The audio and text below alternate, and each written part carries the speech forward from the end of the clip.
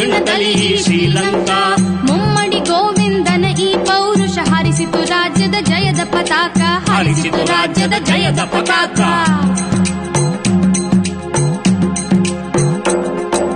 ಮೂರನೇ ಗೋವಿಂದನ ಮಗನವನು ಅಮೋಘ ವರ್ಷ ನೃಪತುಂಗನು, ಅಮೋಘ ವರ್ಷ ನೃಪತುಂಗನು. ದೀರ್ಘಕಾಲದ ಆಡಳಿತವನು ನಡೆಸಿದ ಶ್ರೇಷ್ಠ ದೊರೆಯವನು, ನಡೆಸಿದ ಶ್ರೇಷ್ಠ ದೊರೆಯವನು.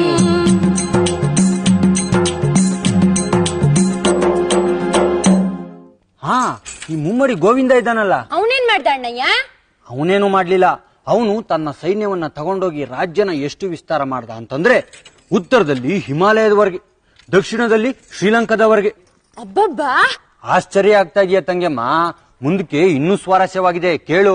ಹೇಳು, ಕೇಳ್ತೀನಿ. ಈ ಮೂರನೇ ಗೋವಿಂದನ ಮಗನೊಬ್ಬ ಬರ್ತಾನೆ, ಅಮೋಘ ವರ್ಷ ಅಲ್ವಾ? ಈ ಅಮೋಘ ವರ್ಷನನ್ನ ನೃಪತುಂಗ ಅಂತಾನೂ ಕರೀತಾರೆ. ಇವನು ಅತಿ ಹೆಚ್ಚು ಕಾಲ ಅಂದ್ರೆ 68 ವರ್ಷಗಳ ಕಾಲ ರಾಜ್ಯಭಾರ ಮಾಡದಂತೆ.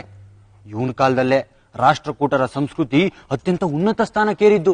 ಈ ಅಮೋಘ ವರ್ಷ ಅತ್ಯಂತ ಶ್ರೇಷ್ಠ ದೊರೆ ಅನ್ನಿಸ್ಕೊಂಡ. ಇವನ್ ಕಾಲ ವೈಭವದ ಕಾಲನೇ.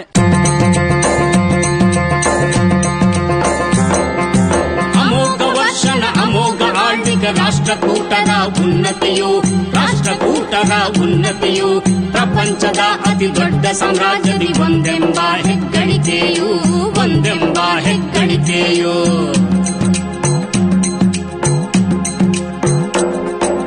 ಅಮೋಘ ವರ್ಷನ ಮೊಮ್ಮಗನವನು ಶೂರನು ಮೂರನೇ ಇಂದ್ರನು, ಶೂರನು ಮೂರನೇ ಇಂದ್ರನು. ಪ್ರತಿಹಾರರ ಕನೋಜವ ಕಸಿದು ವೈಭವದಿಂದಲೇ ಆಳಿದನು, ವೈಭವದಿಂದಲೇ ಆಳಿದನು.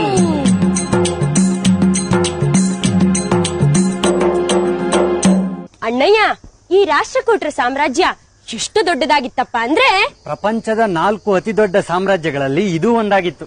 ಹಾಗಾದ್ರೆ ಇನ್ನುಳಿದ 3 ಸಾಮ್ರಾಜ್ಯಗಳು